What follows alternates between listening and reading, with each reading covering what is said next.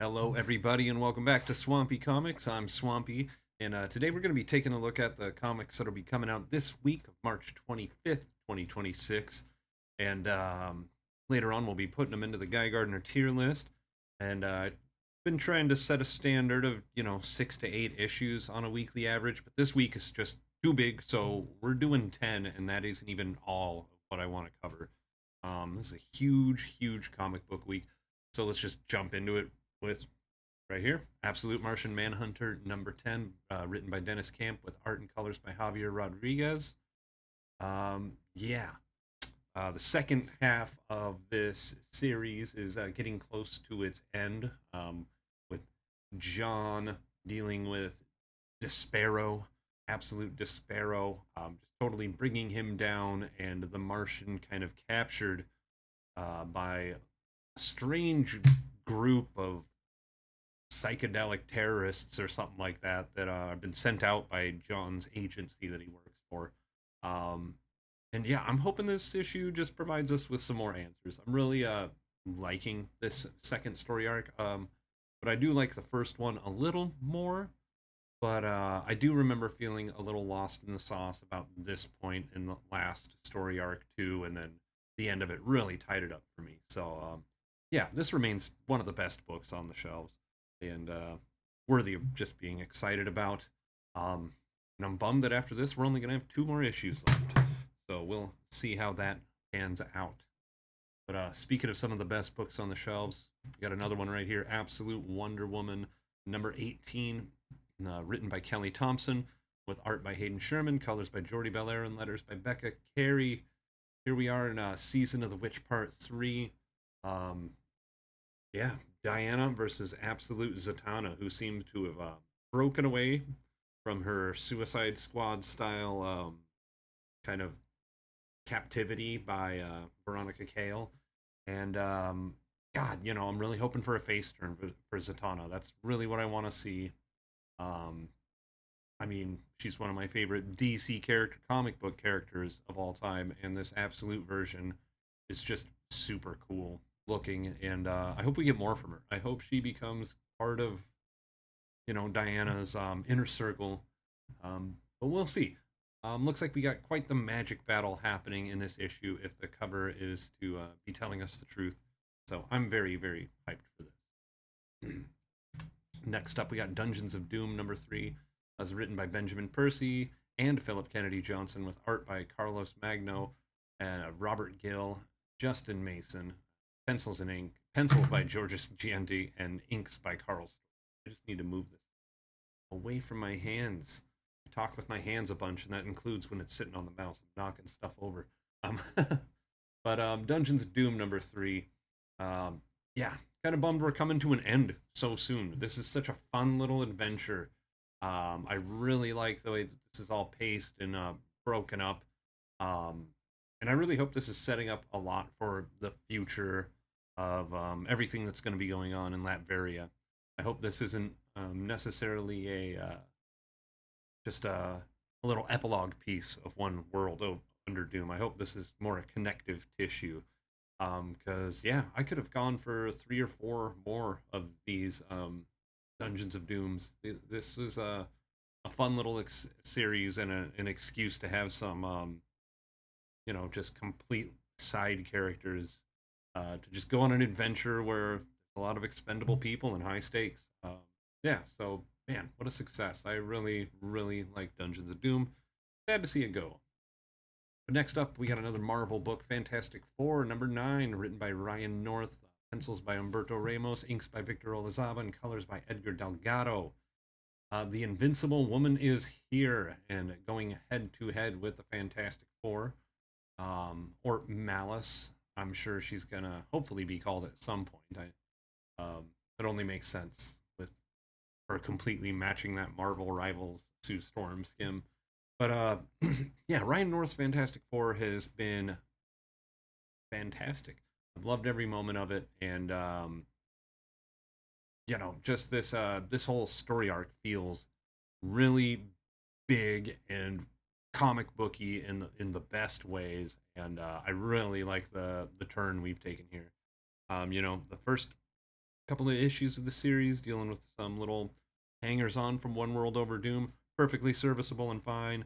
Then we went through some little one issue adventures, which I was over the moon about. I thought those issues were great, like the mutating pet and one with Sue Storm and Black Cat was a personal favorite of mine. But yeah, I really like that we're kind of turning into some more big storytelling with this series. Big action pieces, big character moments. I'm here for it, and especially a Sue Storm centric story. Bring it on. Next up, pretty big book, Green Lantern number 33, or Legacy number 600.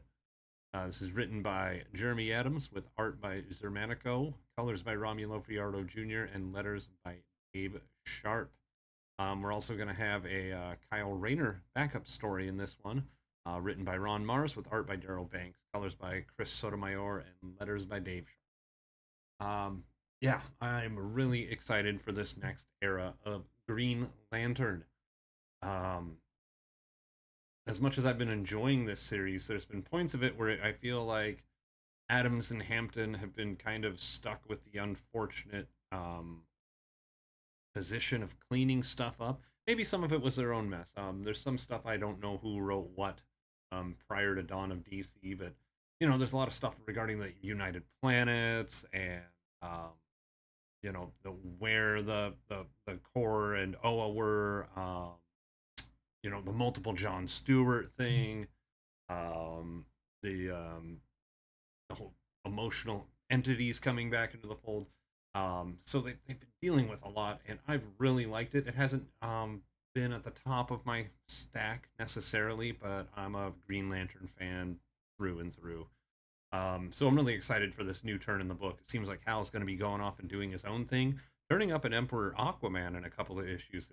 Like, but Kyle Rayner's going to be taken over as the main Green Lantern, and it seems like we're going to be getting into a storyline with him and Connor Kent and Odyssey the Time Bandit hanging out in LA doing hero stuff. I'm here for it.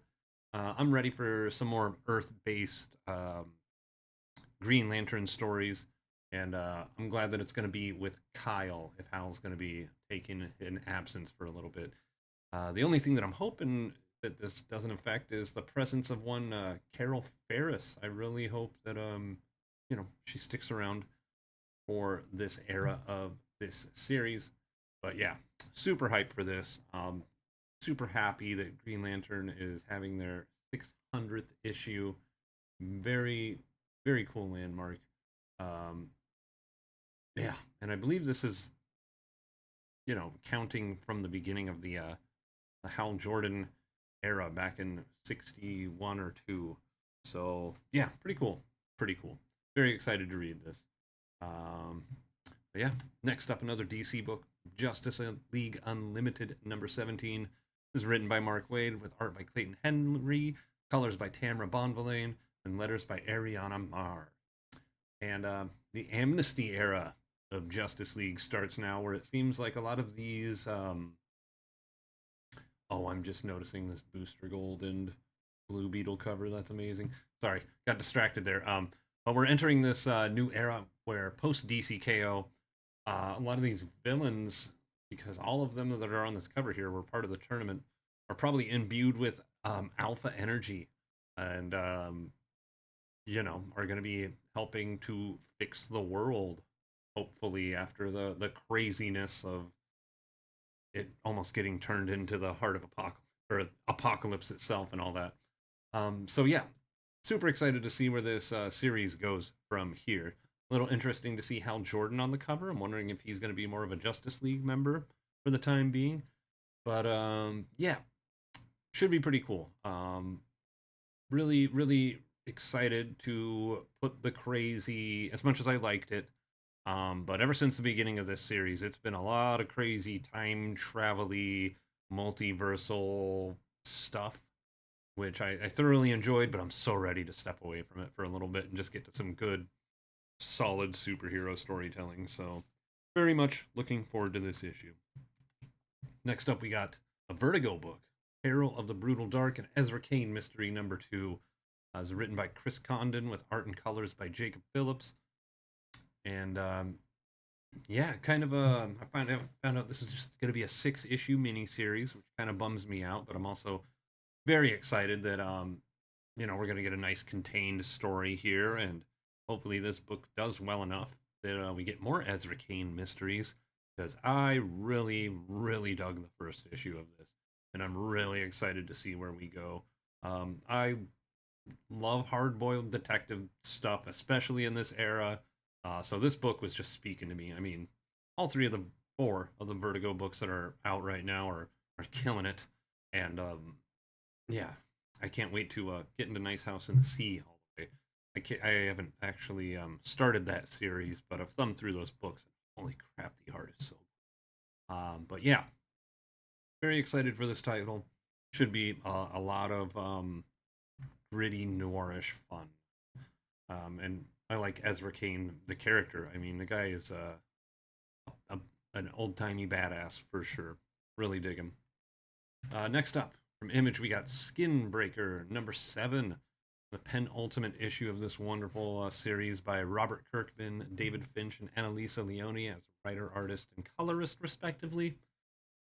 And yeah, Anok and Paka are going to have to work together to save their tribe. And I really love this book. It's so simple and so great. If you're not reading it now, keep an eye out for when the trade comes out, or if they do an oversized hardcover edition, I would totally scoop that up because I totally plan to. If they do a big treasury of this book, I'm nabbing that up.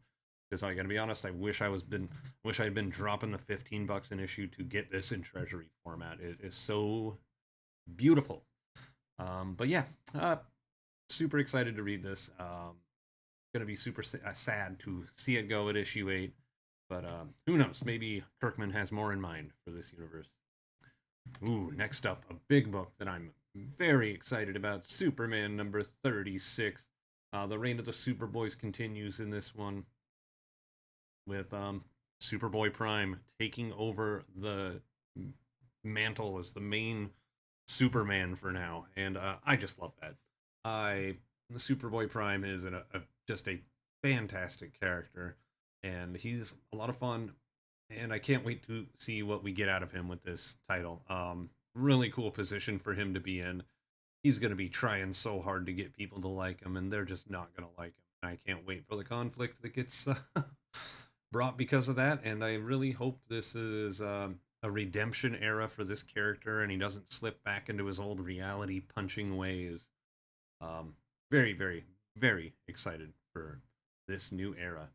This summer is going to be a lot of fun in the super books. Let me tell you right now.